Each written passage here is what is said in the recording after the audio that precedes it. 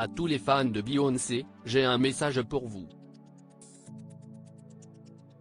Voici ce qu'a écrit Valérie Pécresse en guise de légende d'une vidéo qu'elle a publiée sur son compte Instagram, mercredi 8 février. Sur le tube Crazy in Love, la femme politique a pourtant mis sur la table un sujet très sérieux concernant la chanteuse américaine. J'ai reçu de nombreux messages de fans de Beyoncé extrêmement déçus par l'annulation de sa deuxième date de concert à Paris. Il paraît que c'est de ma faute. Je vais rectifier les choses et le dire clairement, je n'y suis rigoureusement pour rien. Et d'ajouter, quelque peu remonté, j'ai le dos large, mais faut pas charrier. Pour recontextualiser, la maman de Blue Ivy, Rumi Esser opérera au printemps 2023 son grand retour en France après 5 ans d'absence.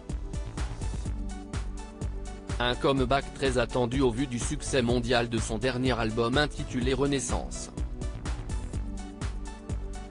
Beyoncé fera donc un passage au Vélodrome de Marseille, mais aussi au Stade de France, à Paris, une salle mythique qu'elle aurait pourtant dû occuper 2 fois si des travaux effectués sur la ligne de RER desservant le lieu n'avaient pas mis à mal ses plans. De nombreux fans de l'épouse de Jay-Z ont alors pris la présidente de la région Île-de-France à partie.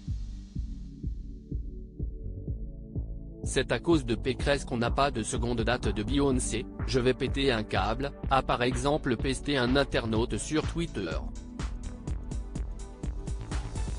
Supérieur à Manuel Valls, Valérie Pécresse. C'est politique que 2022 n'a pas gâté. Valérie Pécresse se dédouane de toute responsabilité voyant la tempête grandir. Valérie Pécresse a donc décidé de rétablir la vérité à travers cette vidéo pour le moins surprenante. Les dates des travaux des transports qui amènent au Stade de France sont connues 2 ans à l'avance et tous les professionnels de l'événementiel le savent. Alors, si le producteur de Beyoncé a commis une erreur et mis en vente des places à une date qui était rigoureusement impossible et intenable, c'est de sa faute. Il ne faut pas défausser sur les autres, ça n'est pas très courageux, a-t-elle déploré. Et de conclure avec ironie, alors, je le dis, moi j'adore Beyoncé, je lui dis bienvenue en Île-de-France, mais la prochaine fois, il faudra prendre un producteur qui vérifiera que le stade est disponible à la bonne date. Article écrit en collaboration avec 6 médias Crédit Photo, Baptiste Autissier Panoramique.